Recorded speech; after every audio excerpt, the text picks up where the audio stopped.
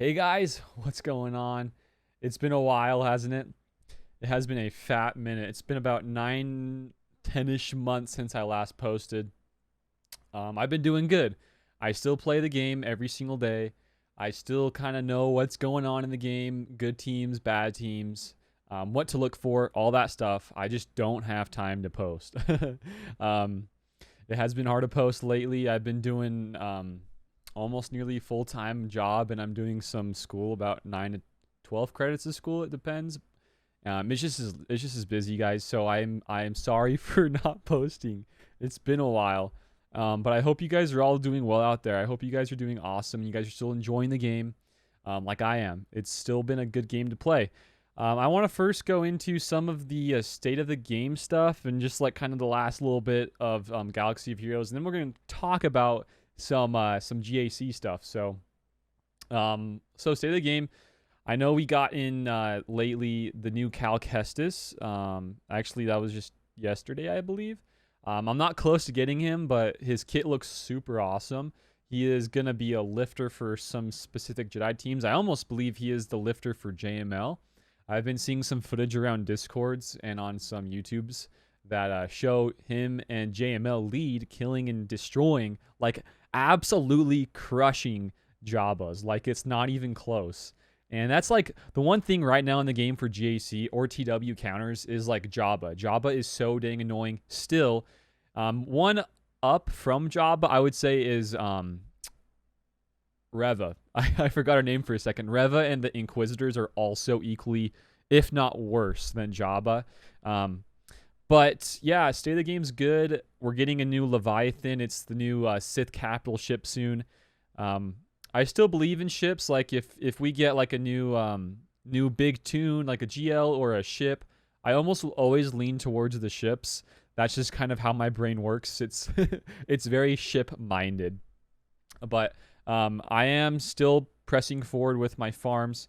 I just finished up Dr. Afra not too long ago, so my focus has been kind of on Cal's journey, but also slowly on some of the Sith. I do know that you need more than just the ships and some of the pilots. You need some other like older public guys, some 50 RT. I think that's what that one droid's name is. And those farms are a little bit lacking, but with the ship stuff, I'm getting there. So right now I'm kind of doing both, the Cal stuff and then the Leviathan stuff. So it's it's a lot of farming. I guess about my account lately, last 9 or so months, I haven't spent in the game. I mean, if I have, it's been for like a Conquest $10 bundle thing that just gets me more stuff. But outside of that, I really haven't spent on the game. I still love Conquest. I get all the red crates and all that stuff. So that's like the one game mode that I actually have been enjoying lately, just because of how my life is and the schedule and all that is more relaxed. I don't feel like it's as pressured. GAC, I sometimes miss the attack phases because my life can be a little busy. And TW, the same thing, even with TB. So anyways, I think Leviathan is still really, really worth going for. I have a feeling that it's going to beat and kind of be on the top of the meta for ships for a long time. I still think Profundity is great, and I will be very, very curious how the stuff kind of plays out there. I still think there will be a counter to a Leviathan and also counters to Profundity. It'll be kind of a back and forth battle. I don't know yet, based off of the kit, because we haven't gotten it yet, how it'll actually do. But that's one thing. I still am pushing for ships still, for you guys. If you guys have any like knowledge in the game, you probably do better than me, but I still feel like ships are the one thing that I would focus on, I would give advice on. Okay, so that's kind of state of the game. Also, we got some cool updates, I guess, on the state of the game. The last part there is we got some cool things with like the turn order. You can see the turn order on the side of the screen now, which is awesome. And like when you search stuff now, it's a little different. Like it's a huge fat bar there instead of like the small skinny one, right? So anyways, let's go into some of my GAC stuff I wanted to talk about. I guess while we're on the topic of ships, I'll start this off. Let me go over to my ships. When I'm countering a Profundity, I usually my GACs for defense on the fleet. I'm setting Executor, Profundity, and I think Radis, whatever her ship is. Not the Profundity, it's the Radis' ship. I think that is the ship, right? with Holdo. Yeah, it is. I don't know why I thought it was something else. Anyways, that's my usual defense. So when I'm countering those teams, I keep counters for Executor, for Profundity, and stuff like that. So my Profundity counter, so what I want to get at here, is usually the Empire with Tarkin's ship, the Executrix, and I use that counter with the shuttle down here with the Gauntlet and with Scythe as the starters, and then the TIE Bomber as the reinforcement, and it usually gets the win for me. But here's the catch, is that if it's not a 7-star ship, the turn orders are off, and I get to go before them, before they apply the debuffs, and I end up losing, or I barely win, and it's low banners. So that's like one counter that if you're playing me, and you have a 5 or 6-star Profundity, I would set it, because I always suck against those. I guess I could use a different counter, but anyways, that's one thing. I do feel like there's still some really good value in a capital ship, even if it's at 5 or 6 stars, a non-7-star ship. Like right now, my shuttle is piss poor at 4-star. Like it should definitely be 7-star, right? But I still get some good value out of it, and this is what I want to work on moving forward for the farms. Anyways, that's the one thing with fleet right now. I guess I have anything to talk about is Profundity counters and stuff like that. The Empire with Executrix, and then with the Chimera. Chimera with a TIE Defender is so awesome. You can just spam and just get so many awesome assists and stuns or dodges and more foresight for more TM gain. Anyways, I don't want to talk about that. Let's move on to this. We're going to be talking about the squad. So I know a lot of these guys are 3v3, but I'm going to talk about the uses in both GAC for 5v5 and 3v3. First things first is this Treya team, guys. This Treya team is so sick right now. She's been so sick since her Omicron. Omicron literally changes her and how the whole triumvirate really work. They're so powerful. They used to be able to take down a couple GLs, I believe, but now they just kind of take out everything else. So if you do happen, I kept Savage here because if you do have Savage Omicron, it kind of just transforms the team into even something bigger and better.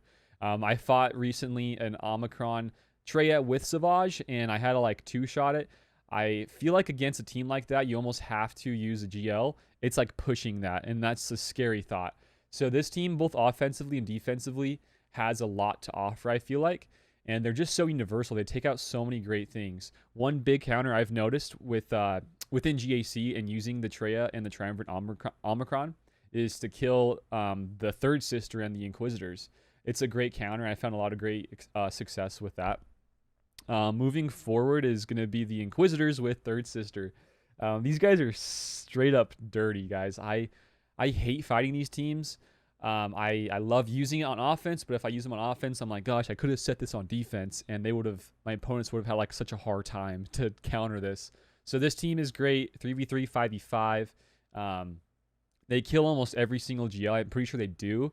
And there's very, very few teams, even a GL, that can actually counter this team.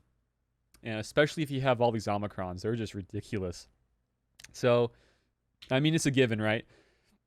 A team like this that is for a GAC-centered video, you got to include these guys. They're just so dang good. I'm sure you guys already knew that, though. Up next, I found with the current, and even before this Datacron set, with the Lord Vader and the extra protection up based off of, I think it's debuffs or damage over times. Before that Datacron, I still found this Bounty Hunter team to be really good. But now with that Datacron, I found them to be even better if they have that Datacron. I've like one-shot GLs, like especially Lord Vader's with Boba Fett's rocket. I mean, they stack about 50 protection ups. He's at full health, and he just goes skadoosh. He is so dead. But let's say it's not 3v3. You can still find some good use using this team in 5v5. It still kills some, I think it still kills Lord Vader, I want to say. And if it doesn't, you can rearrange the leadership slot to use Bosk, and you can kill some other really good teams. I've found sometimes if I don't need them, but I fight like a Radis team on defense with like the Rebel Fighters, or sorry, the Rogue Ones, then I can use Bosk leader or a single lead, and I can kill some of those, and it's a pretty clean win. So there's a lot of uses for the Bounty Hunters right now. Okay, and then let's talk about some GLs. Let's talk about some GLs. Jabba. Jabba is still a pain in my butt at times. He takes a pretty big GL to counter, which tends to be this guy right here, SLKR. Almost every single time, without a doubt, I will be using Kylo Ren to kill Jabba the Hutt. It's just kind of how that goes. I bet if I went through my GAC history, almost every single counter to a Jabba I've fought has been with this guy. There's very few times it hasn't been. Maybe with Lord Vader, but it's usually with Kylo. So he is stretched very thin. My Kylo is. He has to kill Jabba. So Jabba is a pretty nasty team still on defense. There aren't a ton of counters. There are still more counters to a Jabba than there is to a Reva and the Third Sister Inquisitor team. But Jabba is still a really, really good defensive team. I almost always find him on defense.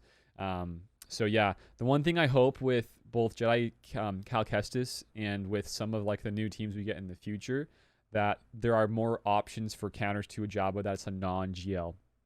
I guess on that topic though, we will talk about Afra. Afra, you can use Afra in a 5v5 with your Omicrons to kill some of the Jabbas.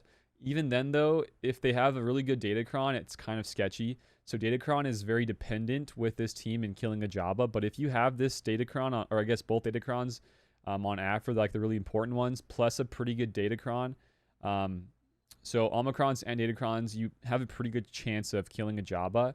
But if the Jabba has this really nasty Datacron, like a really high defense or really high health steal, stuff like that, I probably would say don't go for that. It's a little sketchy. But yeah, Jabba's really good still.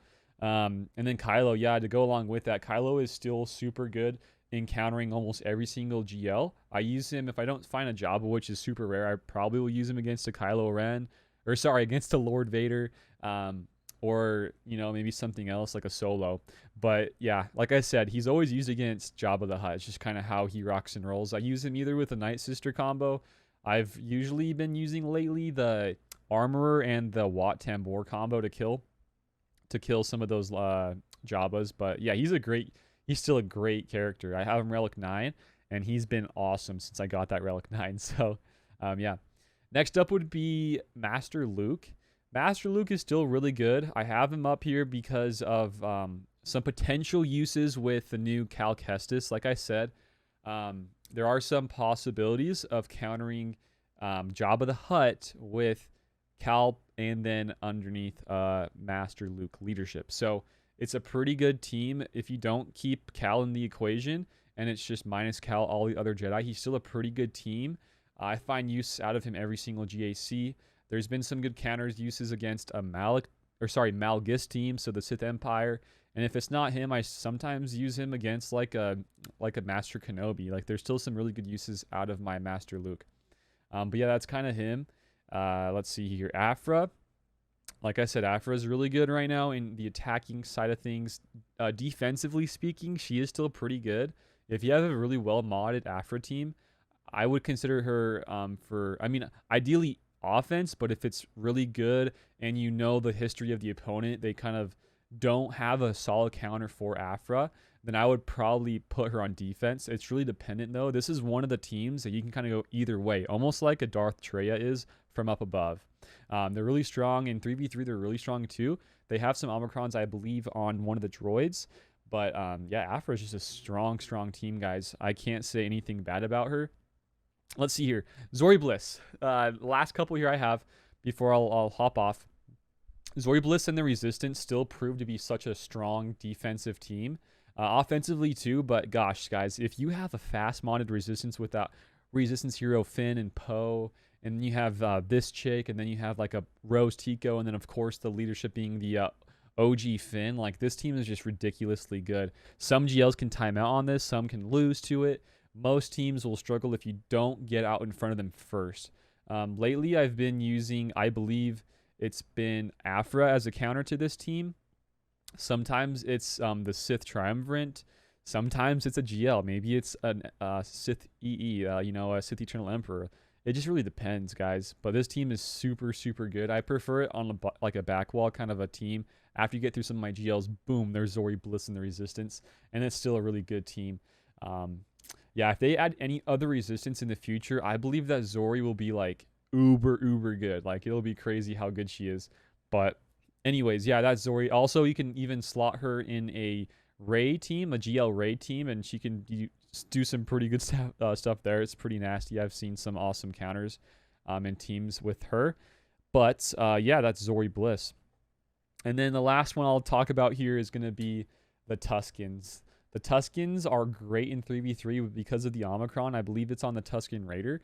But even outside of 3v3 with 5v5, these guys are really good. I would say almost always on defense. Again, it's kind of like the same thing with Afra. I mean, there's some times where you can find a good use on offense with them. But I would say most times it's like a defensive team. It times out enemies. It times out some more strong counters. And it makes it so you lose more banners, like regardless of whatever you do. A lot of stuns here because of the momentum, a lot of TM gain. There's a lot of just survivability, and they're just so durable, guys. They're really good. I believe that if they were to give us like another Tuscan in the future, like this team would be really good, like way better. It already is super good, although with the Warrior and the Chieftain, like those two new ones, they add a lot to the faction. And plus, they're needed for the raid, the new crate raid.